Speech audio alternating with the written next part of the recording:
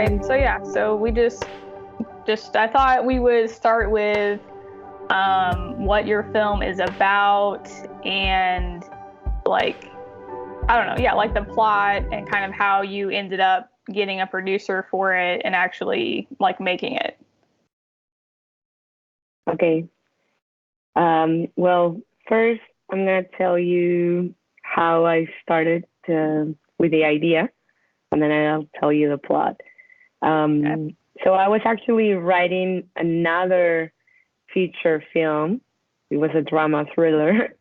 And then they locked us down because of the pandemic. And before that, I used to go to the gym like 4 times a week or 5. And it was super fun because I used to, like, I had my group of friends and we would like hang out in the cafeteria. And it was kind of sort of like a friends feeling, hanging out in that coffee shop. And it was, I don't know, like a therapy. It was super fun. I loved it. So when they locked us down, it was like kind of sad not having that anymore. So this idea came to me of writing a TV show, and that instead of the conflict, I don't know, like in Grey's Anatomy, you have everything going on in the hospital, right? So I was like, what if everything happens at the gym? I don't know, like drama. So that was the idea, and I pitched it to a producer, and he really liked it. So we started developing. But once this producer introduced the idea to this production company, they told me that they liked it, but they wanted to make it a feature film. And I said yes. Okay. But it was like more complicated because I had the structure of a TV show, not of a feature film. And it's different since we know, since we studied screenwriting. So I only had 1 month and a half to write the script. A month and a half? Yeah. Wow. It was crazy. Yeah, it was crazy. So yeah, I was writing day and night almost. Yeah. I remember it was Christmas Eve and I was like still writing, and my mom was like, Jesus gonna born anytime. So I was like, okay, it was pretty intense, but it was amazing. I finished it, and then we started with the pre-production in January of last year of 2021, and then we start the production in February. Okay. And so is the plot? It's not based on. It's not related to COVID, right? It's just you got the idea during COVID. No. Yeah, it was just the idea during COVID, but it has nothing to do with COVID. Okay. And it's actually like a light comedy with touch of drama. And it's about this girl. She's 20. She's in her late 20s, 27, 28. She has no parents. I mean, she's an orphan, but she has a sister with Down syndrome. So she has to take care of her. And she's a workaholic. She's a lawyer. And she has this boss that, I don't know if you have seen Emily in Paris, but when I saw Emily in Paris, it kind of like reminded me. Yeah, I have seen. I think I saw like the first season of that. It was pretty good. Yeah. So it's like the boss who's just like unforgiving, like very strict kind of person. Yeah, but she's also like very excited about her job. So she just wants her boss to be proud of her. So what happens is that they have like this, they want to sell a company of fitness products like detox juices, and they have like this big deal with a Chinese investors. So they're about to complete the deal. The Chinese tell them that they would like this in social media, since now it's like everywhere, and they would like to, like just like a regular girl, to start drinking the juices. to see how she goes. And they're thinking like, who might it be? Because they don't want to pay to an influencer because they're like super expensive now. Mm-hmm. So the boss tells her, why don't you do it? And she's like, what? Like me, like, and she doesn't even go to the gym. Like she eats junk food. You know, she's like, she's not very organized with her life. Mm-hmm. So she starts drinking the juices, try to eat healthier, going to the gym, even though for her it's like very, like, I don't know, she has never done any exercise, right? Yeah. So she's like in pain. And she starts gaining followers, like, you know, her social media starts growing up. But then what happens is that her boss, she has like an enemy at the I think it cut out there just a little bit, but that's okay.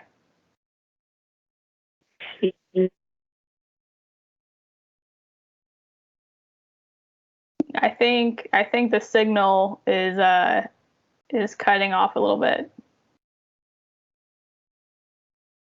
Maybe if I cut my, like, if I turn the video off,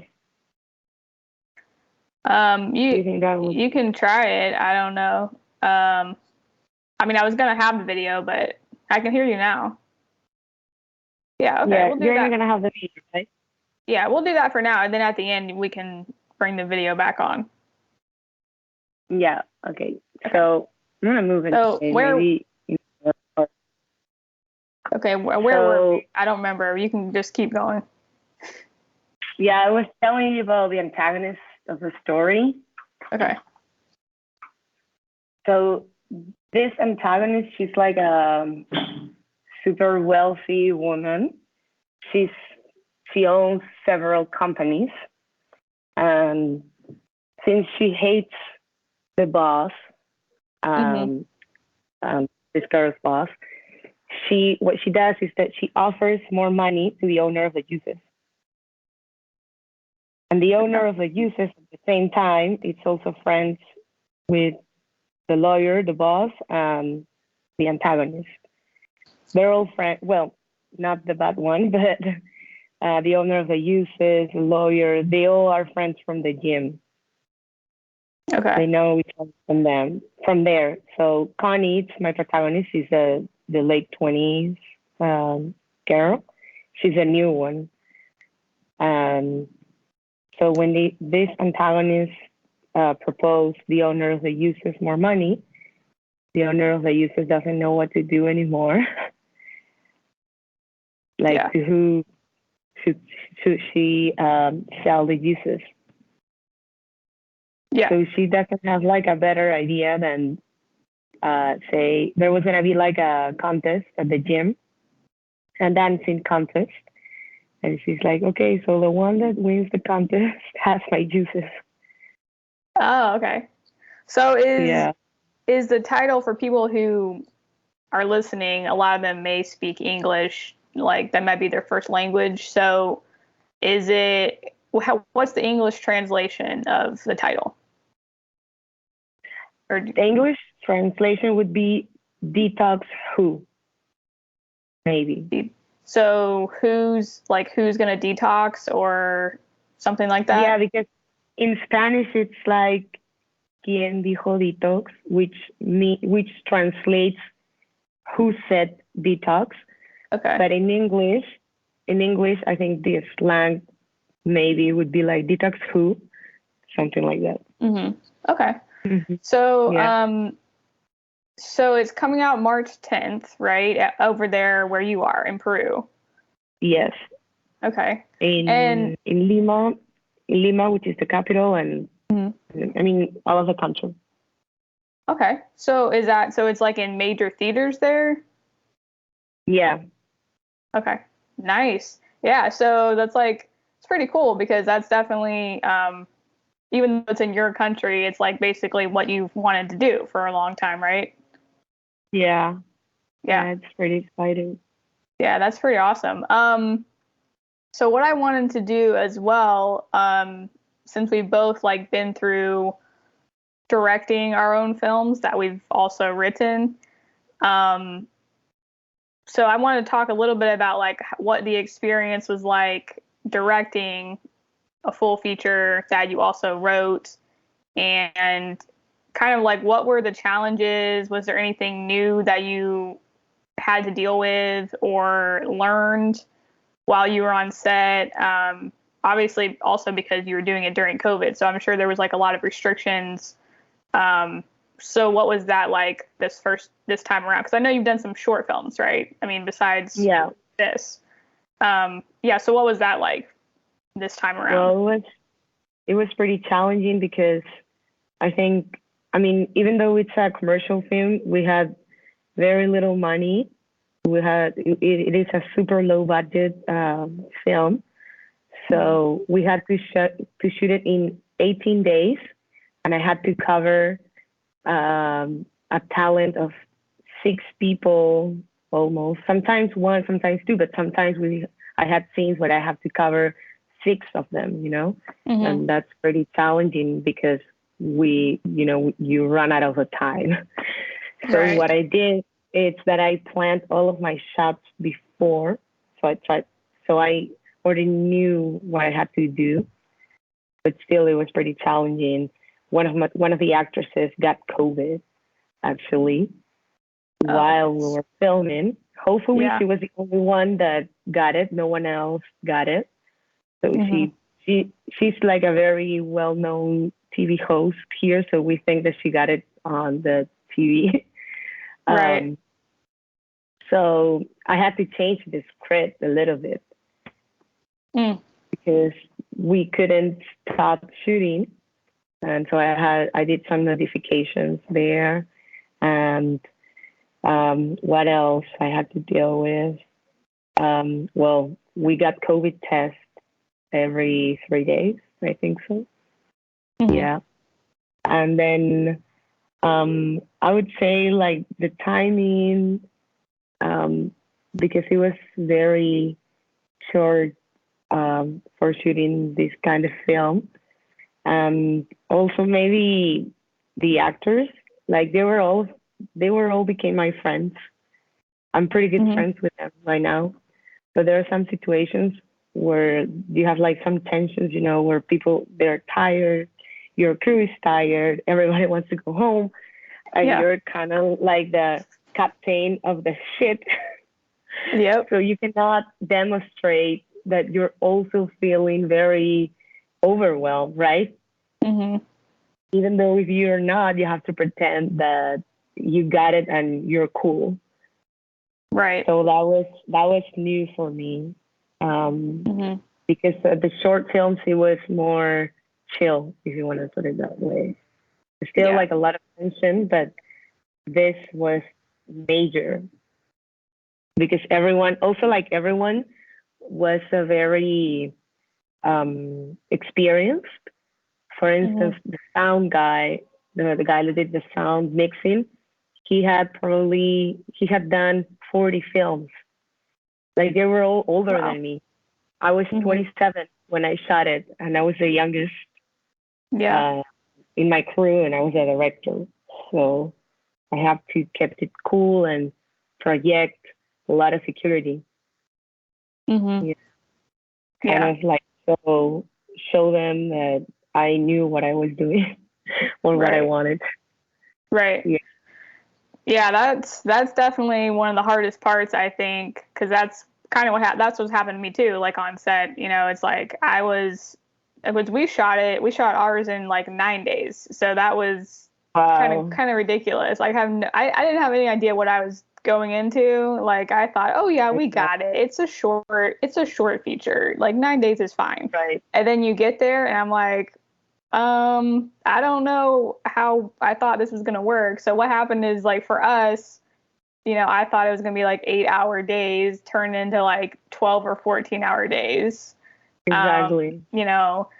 And so, yeah, that was crazy. And trying to act like you're fine when you're not is definitely hard. But so like what, I guess I'm curious, what is your process though, like working directly with the actors? Because both of us, we both taken some acting like courses, classes. You probably have more so than I have, but not like being an actual professional actor, both of us. Like, what's your process preparing for working with the actors and feeling confident that you're giving them what they need and vice versa? Right. Well, well,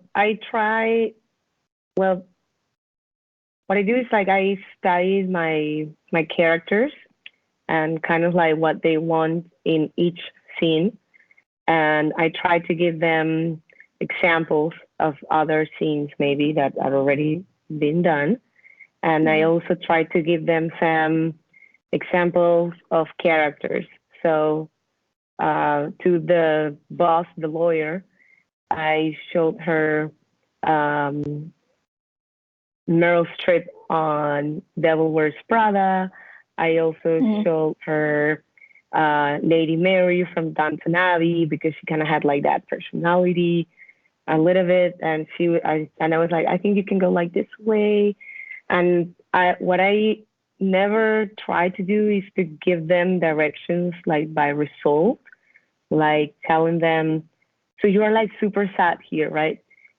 Because I don't think that's how you get to the emotion. I think you have to work of what's going on, and I try to put them also like in personal situations. So I'm like, okay, you're not a lawyer, you don't know anything about law, but let's imagine. Or what I try to do is like talk to them a lot, so I have their trust, and I love when they trust me.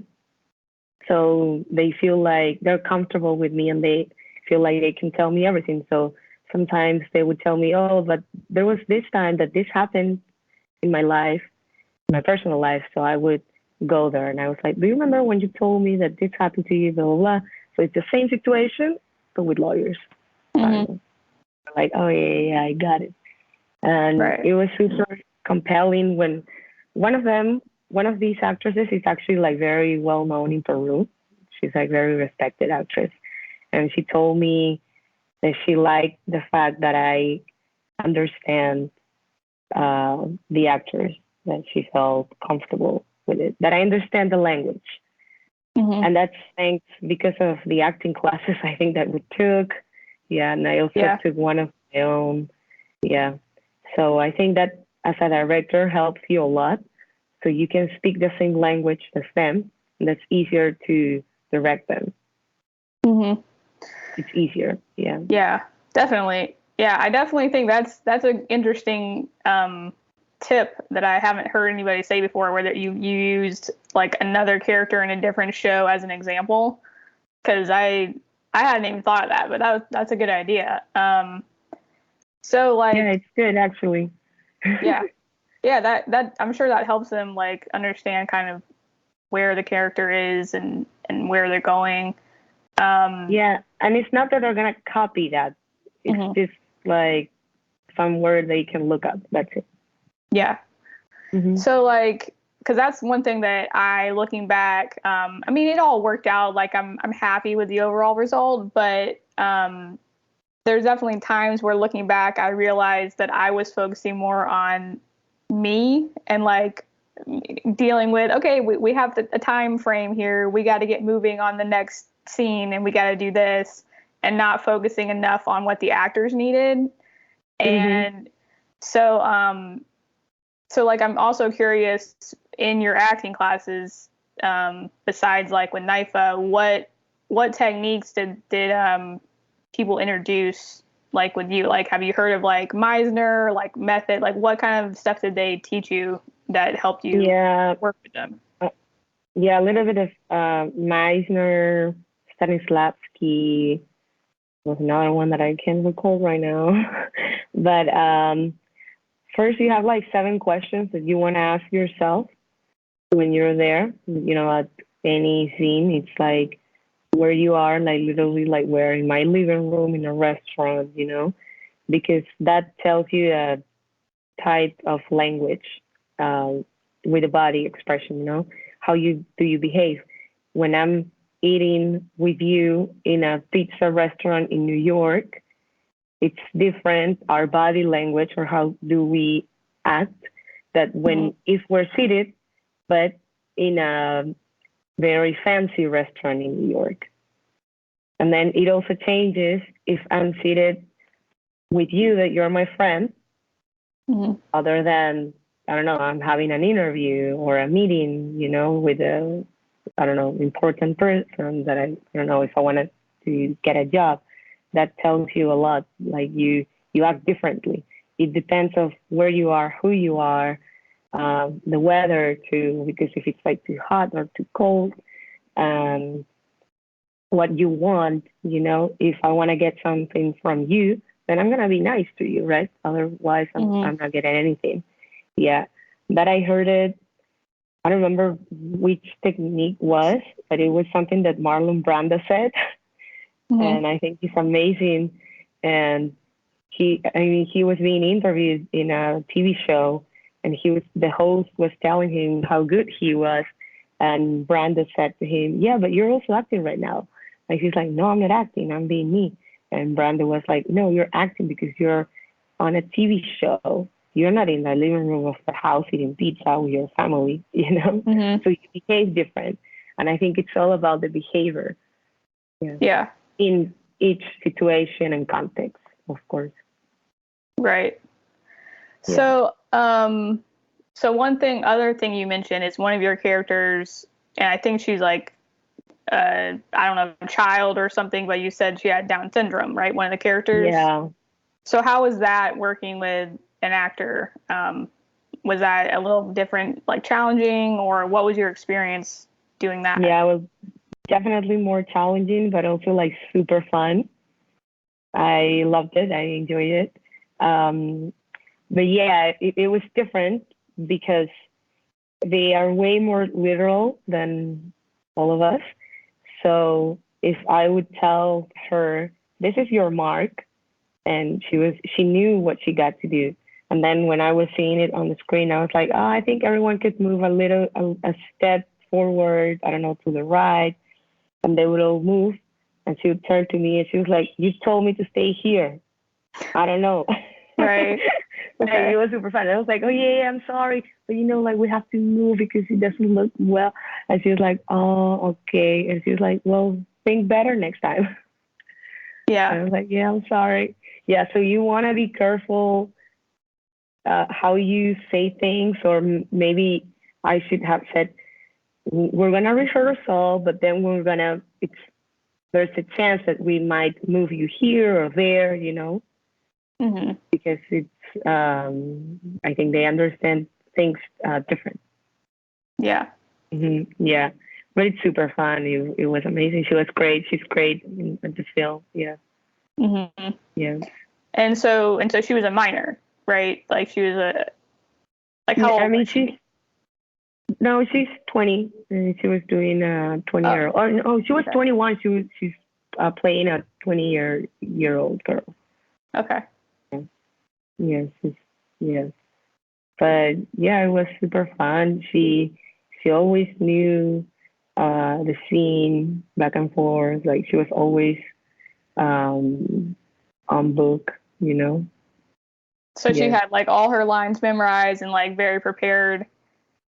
Everything, and she would like text me. I don't know, when we weren't shooting, probably. She was like, "Hi, I'm rehearsing my scene, but I didn't understand this. How do you think?" Yeah, she was like always there, so I love that. Yeah. Wow, that's really cool. So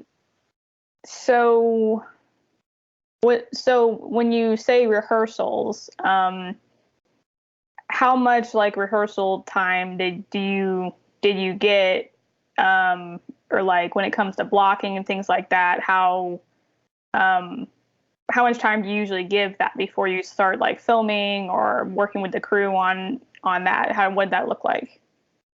Yeah, well, since we didn't have like a lot of time, you know, and we also ended up doing 12 hours, sometimes 13.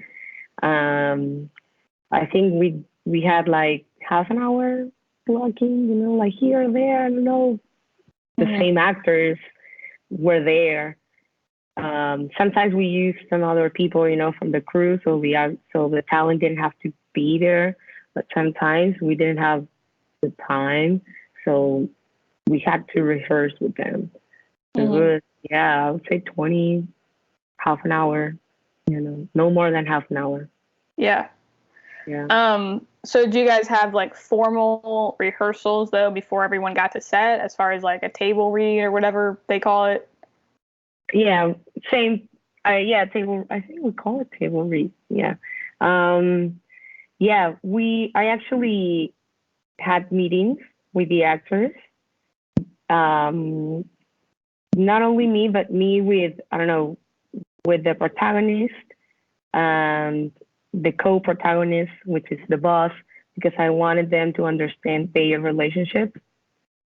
Also, I don't know, let's say the boss, the co-protagonist with the antagonist, because also I wanted them to learn their relationship and stuff, so they're familiar with the character of each other and how do they have to behave with each other and react, so we're not that cold. And because we didn't have time, right? So I already knew I didn't want it to get there to the shooting and that they wouldn't understand the character and the relationships.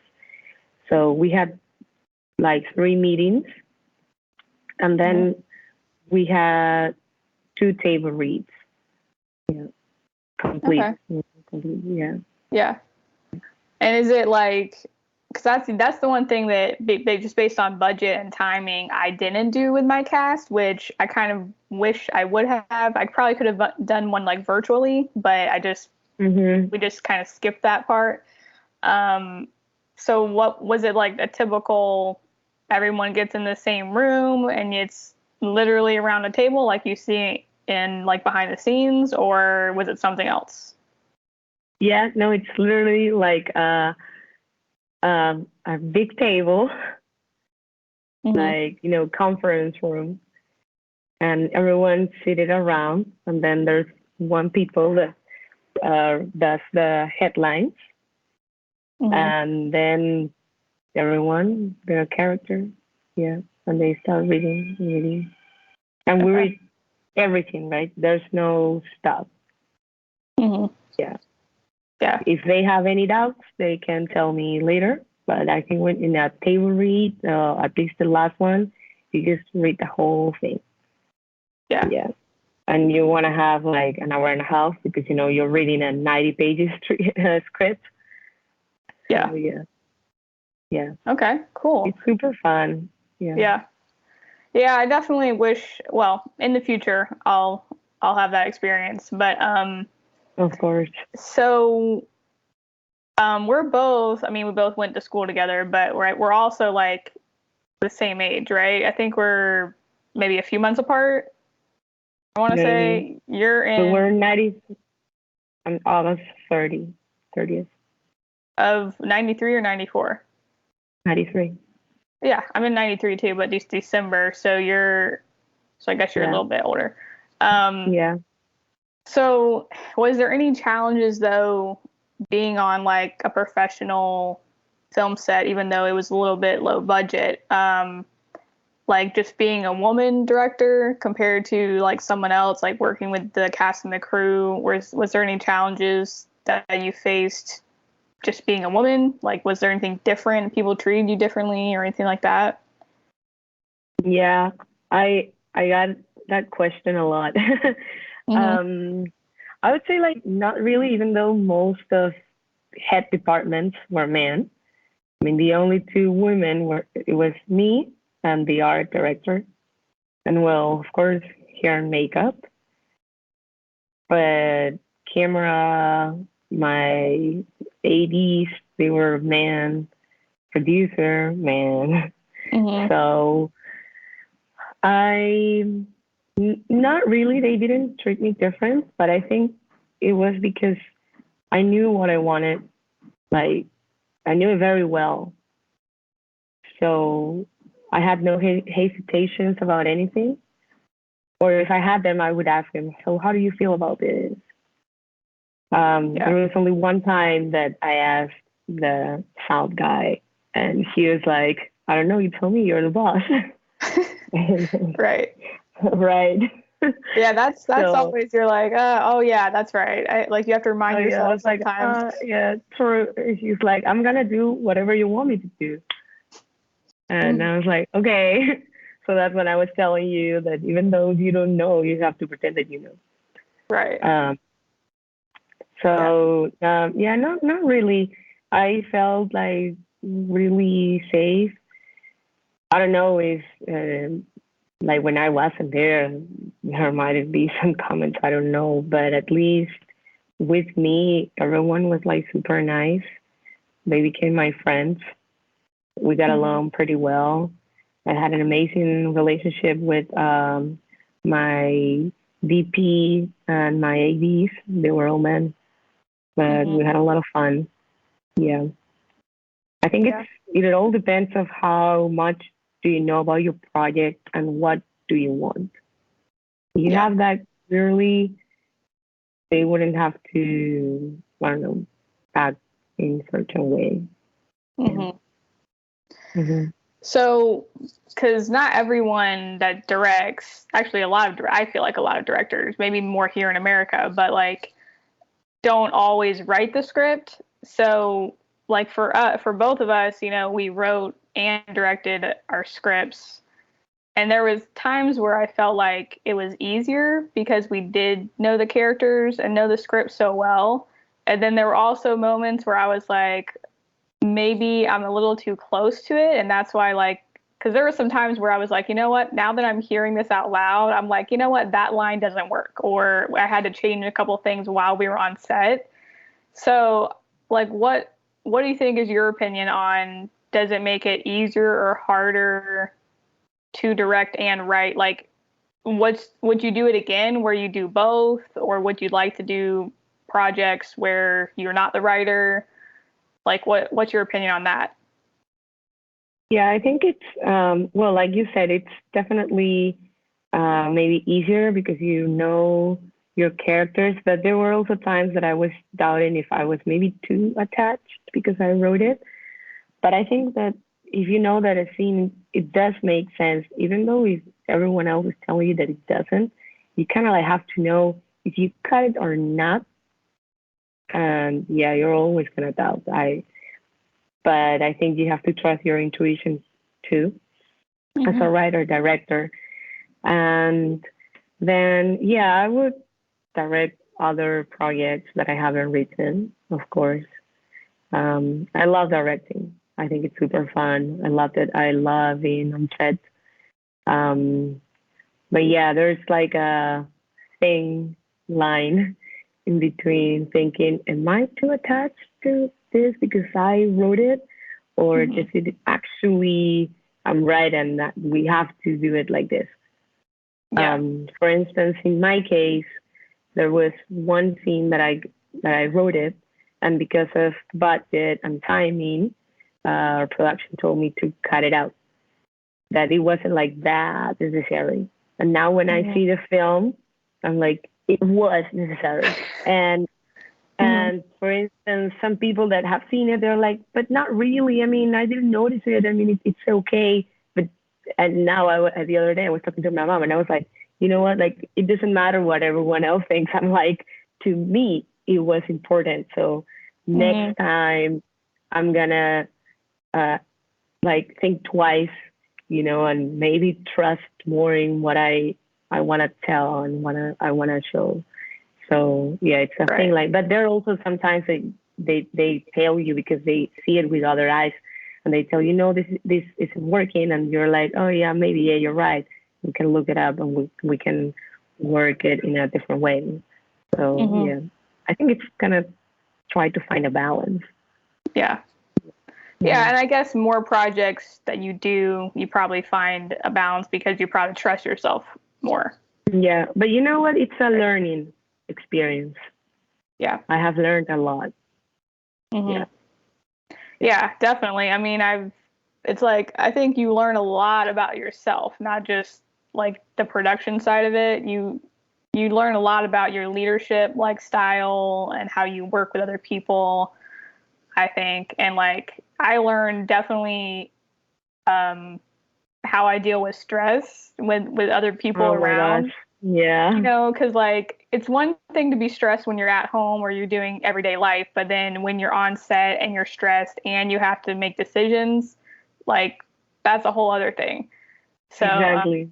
yeah, like did you have any moments where you're like, wait a minute, is this actually what I'm doing right now? Like, Oh my gosh, yes. yeah. Yeah. Yeah, there was one time I remember that so we had like this scene, it was a complicated scene, and I was with my script next to me, and I was like, did we shot this like the framing, you know? I wanted like a not a like not only a headshot, but you know, like a mid shot. Hmm. And she was like, no, I don't think we got it. I'm like, we don't have it. Right? And she was like, no, we don't. But we were already on time, like on the 12 hours. And I told and when we cut, and I was like, okay, we're good with this type of shot. My AD sent the actresses to change so they could go. And I was like, wait, what? Where did they go? I was like, we're not done. We have to do Uh, one more shot. And she was like, but what's missing? We have everything. Like, we have told the scene. I'm like, no, we haven't. And hmm. he was like, yeah, but we're already like 12 hours. Hmm. And if we go over 13, it's going to be like an extra hour. And people's going to be tired and blah, blah. And my DP, he was saying the same. And I had both of them here. And that's when I actually felt like, is this because I'm my own woman? But I had my whole crew looking, so I have to keep it cool. But I went upstairs and I told my actresses, you have to change again. Sorry, like there's one Yeah. shot missing. And they went back and they were just like looking on set while I was having the discussion with my DP and my AD. And my AD, I mean, I understand him. He was because you have to think about everyone else too, right? And she was like, the scene has been shot like with all the shots and like we have covered everyone, right? But I wanted one more from a different angle, and they wouldn't understand. They thought that I want the same shot, just again. Hmm. And I was like, no, I want a different angle. And she was like, yeah, but that's gonna take and one more hour, and we're gonna be late. And the next day, we're gonna have to start later, and it means that we're gonna have less hour of light. Yeah. And I was like, I was like, ah, all right, all right. So I sent back the actresses to change, and we didn't do it. And I also, like, now I'm like, I kind of did wanted that other shot to tell better, just to have like more angles, Hmm. you know? The scene, it's fine, works fine, but I wouldn't have like, as a director, one more shot, but we didn't have time. And that Yeah. time I thought that I kind of like, I don't know, wasn't projecting like a lot of security to my actresses, but they told me that no, but it was just part of the process because Yeah. they're all like they all have experience, and they told me that's normal during filmmaking. Hmm. Being said it's part of it, like you're fine. But I remember I cried that day later. I was like, no, because I feel Right. like I let you down, blah, blah, blah. And they're like, no, Yeah. it's fine. And then my AD apologized to me too, because he actually like raised a little bit his voice in front of everyone. And I was like, yeah, you Mm. should have like told me, just me, not in front of everyone. Right. And but yeah, he knew it, and everything was okay. But it was a moment of full tension. Yeah. Yeah. Like you feel like everything's going out of your hands, right? And like, Oh yeah. yeah. Yeah. I hate it when people I don't like confrontation in general, but I definitely don't like something like that certain people don't need to know. I don't like someone saying that in front of people. So I like this. I think like the second or third day on set, I had a meeting with like the crew and I told them because I had done it before and I told them, I said, like, the cast doesn't need to know stuff that only the crew needs to know. So if there's something going on, you need to pull me aside. And from then on, they did that. And I was like, yeah, thank you. Because like, we don't need more drama. We don't need drama on set and like, just Exactly. calm Yeah. You down, want to you keep know? it. Yeah. Yeah. You want to keep it as cool as you can, right? Right. And also And because yeah, like there's different ages on set with me, like kids, and there was parents there too. So I was like, we don't need people yelling at each other. We don't need this stuff happening. So I just told them like, pull me aside and we'll talk about it. Um, right.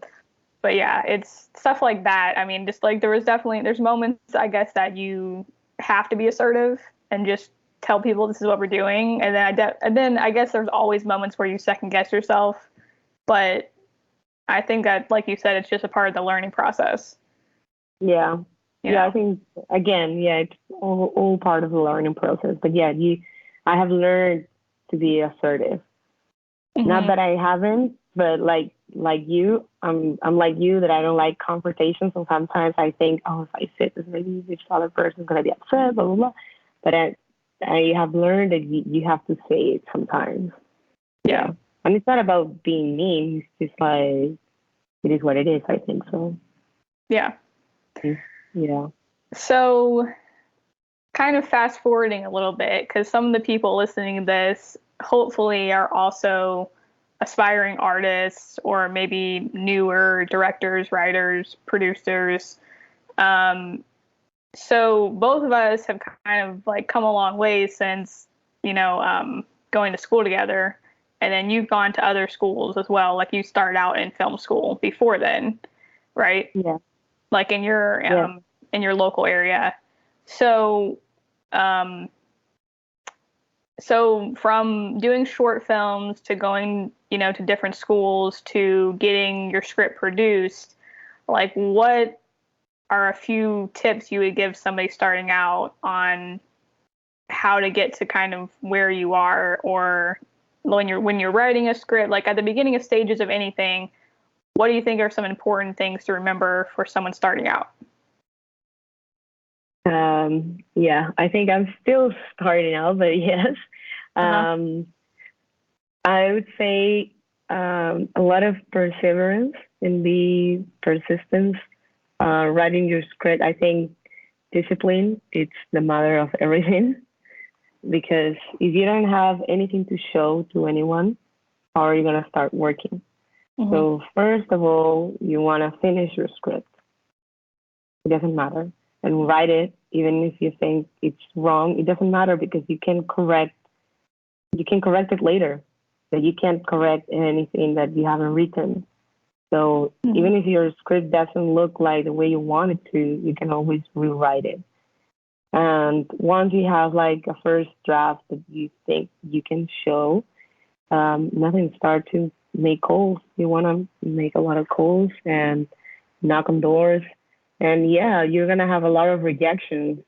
A lot of people probably won't even answer you back, but one will because not everyone's going to like what you have. But there's one producer, I think so, for each genre. So if you want to kind of want to know to whom you're pitching. If Mm-hmm. you're writing comedy, you're not gonna pitch to someone that does thrillers. You know, Mm-hmm. Right. um, just practice and yeah, um, be persistent. I think so.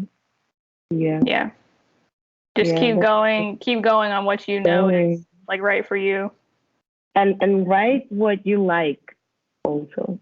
Mm-hmm. Like everything that you write or you want to do it, with truth. Yeah. Yeah, yeah. I think that's an advice that you have probably heard a lot and read a lot. Like I think I read it the other day from Martin Scorsese, and I was like, when you're like, yeah, everyone says the same thing. But I'm like, yeah, but it's because it's true. Mm-hmm. Yeah. Yeah, otherwise I wouldn't say it. Yeah, you're like, what am I reading this again? Or I'm hearing this again. But it's actually the truth. Yeah. Mm-hmm. And then don't give up. Yeah. Right. Yeah, no, definitely. Like, I mean, I feel like ever since I've known you, like, because you do live in kind of a, I don't really know how different the market is, or I know that it's a little bit more challenging with you being in Peru compared to the Yeah. US. But at the same time, yeah, it's such a smaller, I guess, market as far as the people that you work with, and I don't know, I guess the way they do distribution is probably a little bit different. But you definitely have always been someone that is very persistent, though, like continues to just work and just do your things. Every time I talk to you, you're like, oh, yeah, I just finished this other script, or, like you've gotten some, like what do you call it? Entered some of your scripts into like contests, right? And you've gotten some recognition with that, which is, I mean, it's like, so every time I look around, you're like, oh, she did another one, So that's definitely like really an admirable trait that I think have always had, is that you just keep moving forward, keep doing your thing. So that's nice to see, because like not everyone, I know that so many people, we went to school with a lot of people, and I know that a good majority of them are not all still in the filmmaking industry, or they're not doing as much as what you might have hoped, and because it's hard, because it's like very, from financial, just making a living as well as continuing to write and be creative.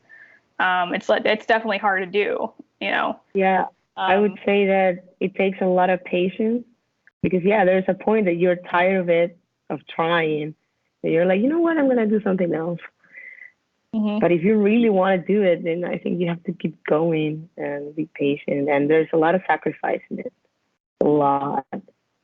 Yeah. I remember when I was writing, like a lot of my friends would say, like, oh, do you want to hang out? And I'm like, I can't, because I have a deadline. And they're like, oh. And they're like, yeah, of course I want to hang out, but it depends. You have to put on a balance. Yeah. Right. Yeah, definitely. So to wrap it up a little bit, where because it's March 10th, so that's in a few weeks here, I guess. Once it comes out, is there a place for people outside of your area to watch it, and when can that happen? Yeah, it's gonna be in a Spanish platform. I mean from Spain. But then I think the contract with them is for like 6 months or so. And then I'm gonna subtitle it, of course, and we're gonna try to sell it Netflix or Amazon probably. There are a lot of Peruvian films on Netflix and also in Amazon, so I think we have a chance there. But I will let you know. Okay. Yeah, definitely let us know, because I'm sure some people will want to see it. I mean, I want to see it, obviously. Yeah. So do you want to, for anybody who might want to keep up with your work, do you have like a website or a social media tag that you would want to give them? Yeah, I would. Yeah, I'm happy to share you my Instagram. Should I just like say it? Yeah, you can say it, and then I'll put it in here somewhere else later. Okay, so I'm gonna spell it. So it's RM, and then I'm gonna spell my last name because it's so long. It's RMSANTISTEBAN. Yeah. Okay. Yeah, and you say, for people who don't know, you say your last name Santisteban? How do you say it? Yes, Santisteban. Santisteban. Okay. Yeah. All right. Yeah. So hopefully some people will keep up with all of your projects on Instagram and stuff like that. Yeah. Well, it's always good talking to you. And same here. Hearing about all of your new stuff that you're working on. Yeah. Thank you so much for this, for having me here in your space. I'm so glad.